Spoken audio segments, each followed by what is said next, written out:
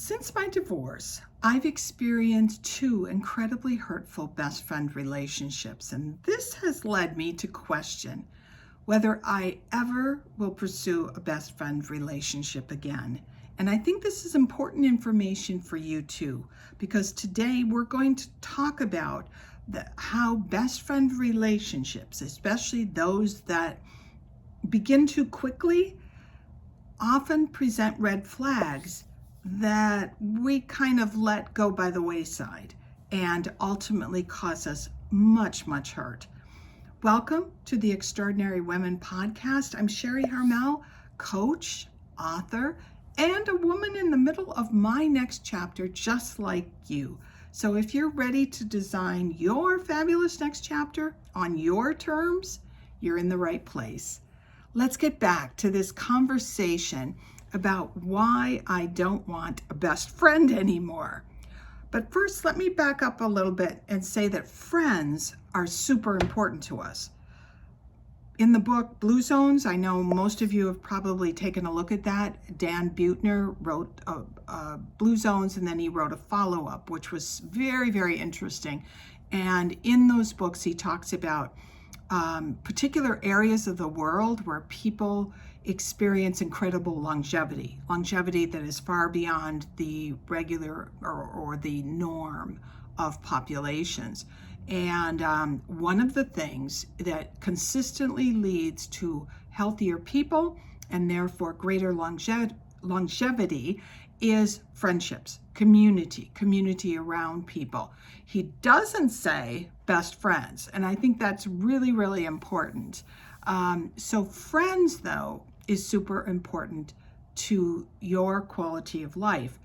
It's just best friends can create a huge issue.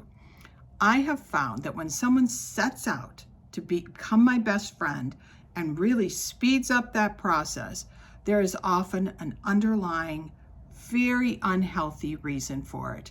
You know, I have to say I've experienced, as I said in the very beginning, two of these, and both of these best friend experiences actually, when I look back, remind me of not even high school, but junior high, like junior high mean girl kind of stuff. Very strange.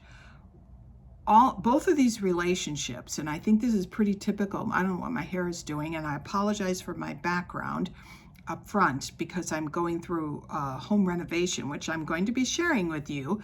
But right now, please excuse what's going on behind me. But both of the relationships that I would call almost instant best friend relationships, the women started out very warm, very nice. We seemed to have an awful lot in common. It was just so wonderful. I really have to admit, it was wonderful. One of these women even called me her sister, which at the time I kind of thought, that's interesting, but nice. It felt nice, truly. But within a short period of time, both people suddenly seemed to have all this time available on their hands. So they were wanting to spend all kinds of time with me on a regular basis.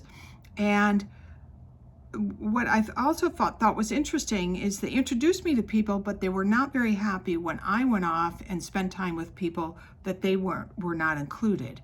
And that was kind of unusual, but now when I look back and I see two of these relationships, I see the consistency. The other consistency that I see is that disparaging the people who are not present when you get together one-on-one, and yet considering those people friends. The best friends will operate in such a way in group settings to act as though they really like those people, they really care about those people, they might get together with those people on the side, all of that. But as soon as we were alone, it was just the two of us over coffee or whatever it might have been, it's just criticize. And I would have assumed it was just maybe the characteristic of one person, but the fact that in both of these relationships, that was a consistent trend. The other thing that I thought was really interesting now when I look back on both of these relationships, and was that suddenly I was paying for things.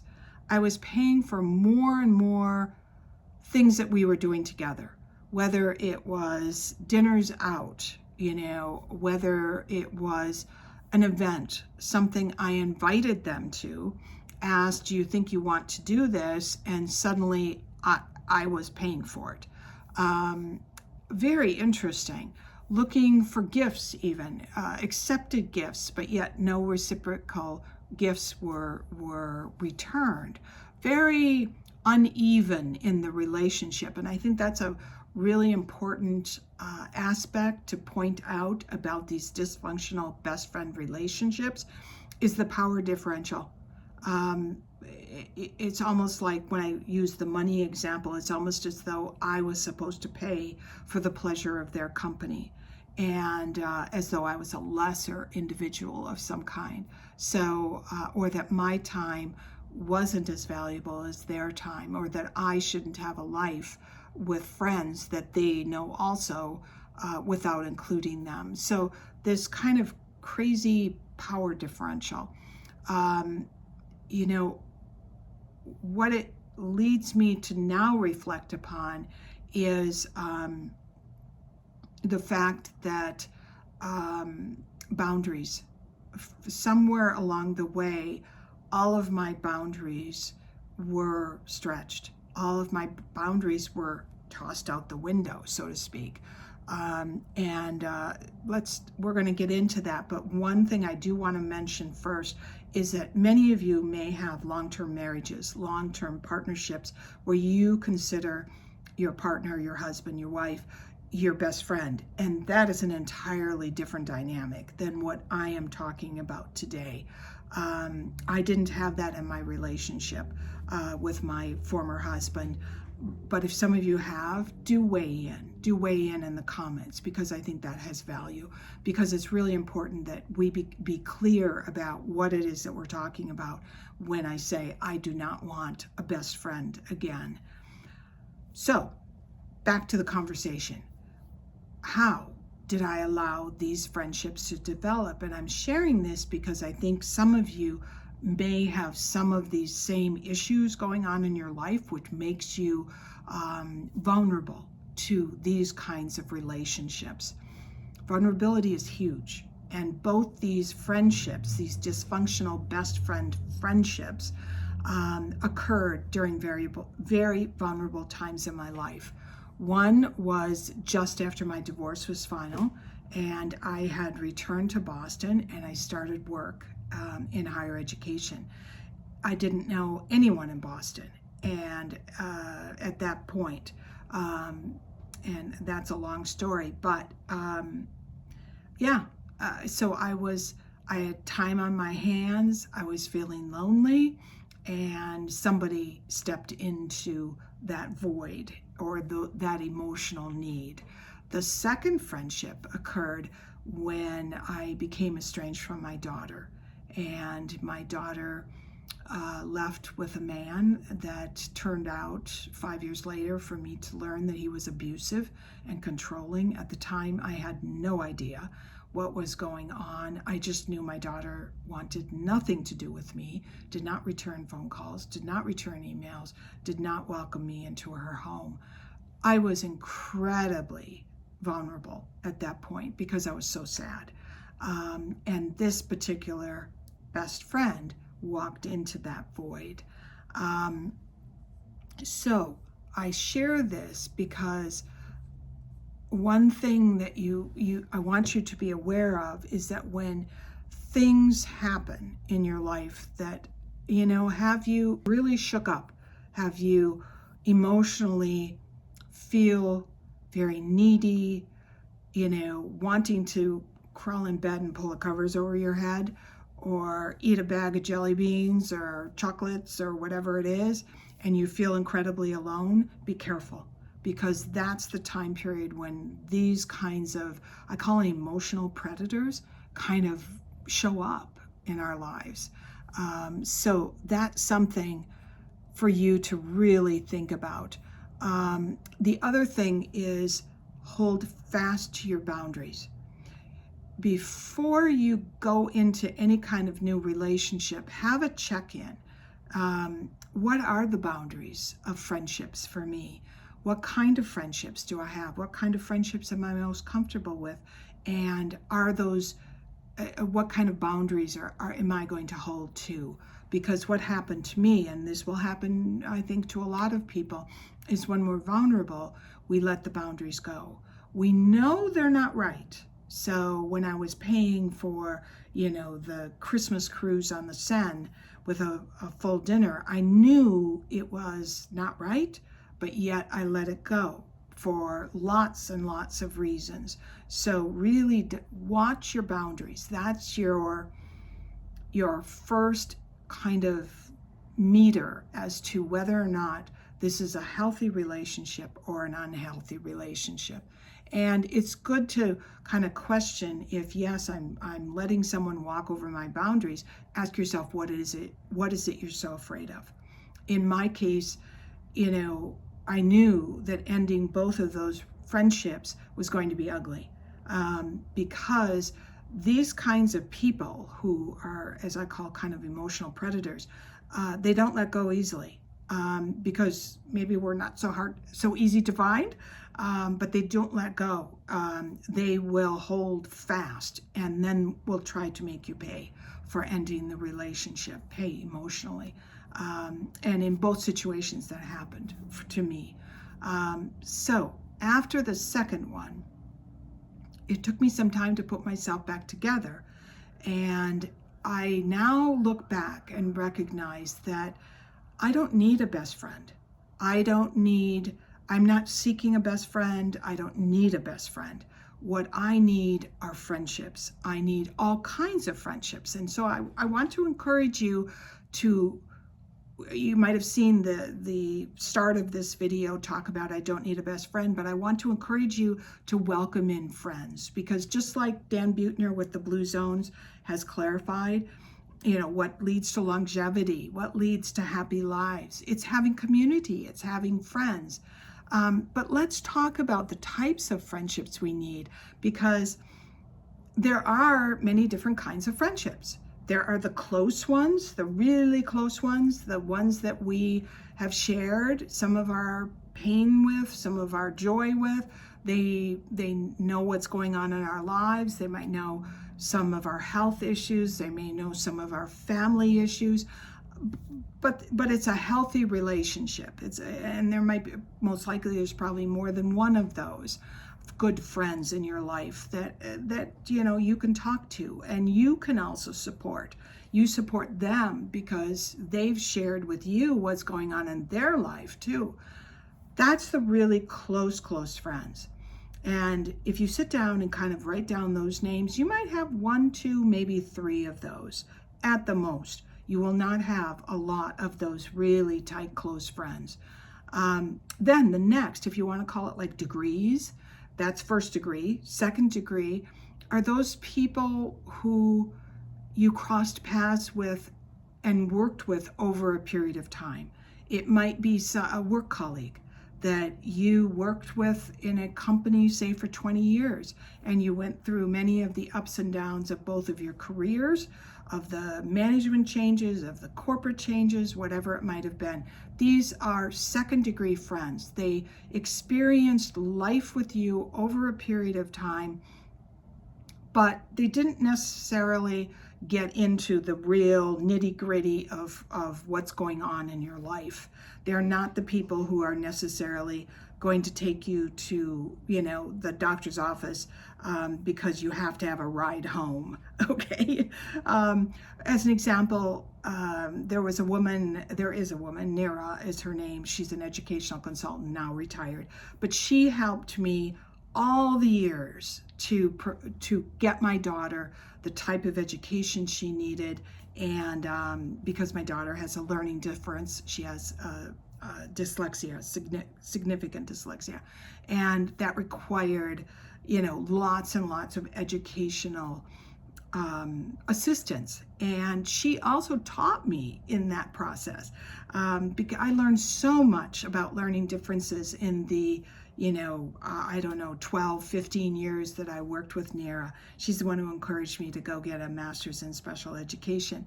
I adore Nira. I hold Nira very close to my heart, but she's a second tier. I'm not going to go to Nira about, say, issues with my adult children. That's irrelevant. But yet there's a level of trust, a confidence in the expertise of that person and the caring of that person in particular areas in my life. So that's your second tier. You might have, 5, 6, 7 people or more in that second tier. You might only have 1 or 2. Then there's the third tier. And the third tier is people that you maybe didn't know for a lengthy period of time, but they were involved in your life off and on over your lifetime, and maybe in a particular area of expertise. I would call this like if you worked with a particular CPA over the years, there's a level of trust with that person or attorney that you worked with over time. There's a level of trust with that person. They know your situation that you don't have with somebody that you just pull up out of the yellow pages, or there aren't even yellow pages anymore, but you Google. Now you've just found out how old I am. It can also be people who help you with your house. I mean, like the best plumber in the world who you've worked with over and over and over is in that third tier. And so when you're sitting down and coming up with the lists of who's in your first tier, who's in your second tier, who's in your third tier, don't hesitate to put down everybody, because I'm telling you, if you're having plumbing problems, that your go-to plumber is going to save your life that day. And probably everybody who is above and below you. So the one thing that I want to encourage you, because some of you might be thinking, oh gosh, I don't know that many people. I don't have many people on my list. Is this normal, Sharri? And I want you to, 2 things. Number 1, think about your life in a larger context. Not just where you are right at the moment, but where you've been throughout your lifetime. Many of us who are older, we've had all kinds of experiences. We've met all kinds of people. We've lived in different places. I've lived in homes. I've lived in apartment buildings. I've lived in condo buildings. Now I'm in a co-op building. I've lived in multiple cities. I have friends in Paris. I have friends in Boston. I have friends in Minneapolis. I even have friends that, now when I think about it, I have friends in California. So all over the place. I have friends in England. The list goes on. And so when you sit down and make that list, just let yourself think about everybody that you've crossed paths with. Why are you making this list? You're making this list because in your next chapter, you are going to want to try on the various ideas that you have that you want to bring into your next chapter. It might be something as frivolous as, or sounds as frivolous as a facialist, somebody who's really good with your face, helping, all this stay up, right? And I want to encourage you to ask people, who do you know? Who do you work with? Because even though your list might only have 1 or 2 or 3 or 4 people on them, those people know people. And just as an example, I don't know, maybe 2 years ago, 3 years ago, I had lunch with a gal in Paris who mentioned to me that I needed to meet a woman, a doctor woman who by the name of Naima Ruffin, who does face fitness, because we were talking about wrinkles and saggy chins and all of this. And so I met Dr. Ruffin. I've done a whole video on face fitness, so if that interests you, go check that out. But Naima and I started working together, and Naima, I actually consider her a friend at this point. Recently, I took a train down to New York City because another friend of mine from Paris, Poopy Cadol, was doing a trunk show. And I thought, oh my gosh, Poopy's coming to Paris. How can I not meet Poopy? What did I do but get together with Naima? So that's what I mean by a friend. The group in your second tier, your first tier, second tier, third tier, you don't know who they know. And so be open to the idea that they may know people that may help you on what it is that you want to do in your next chapter. Whether it's something as simple as, how do I keep all this, all this up, my cheeks, my neck, all of this, how do I keep this up and not go through surgery? Or I want to start a business. I want to be a coach, or I want to be a personal trainer, or, I want to start a antiquing business, bringing things over from France or from Italy, whatever it might be. Who do you know in that area? And if you don't know anybody in that particular area, who might know people in that area, that are doing that sort of thing?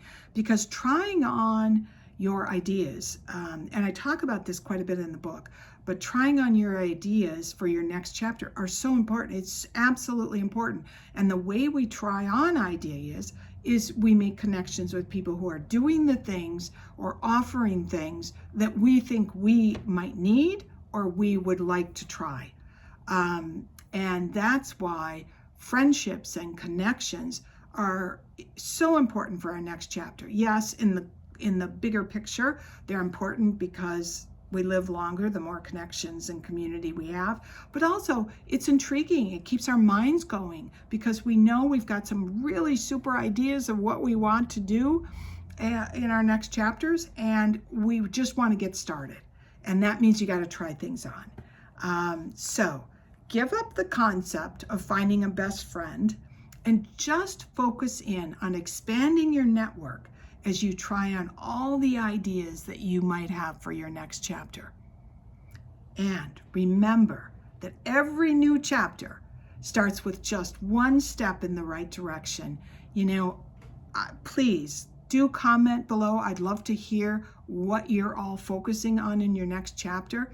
And, so put it in the comment section. And remember, I read every comment. I do. There's not like a team of 20 behind me. It's just me. I read every single comment in YouTube. So share. I think a lot of other people do too. And if you have a question, reach out to the group to ask the question.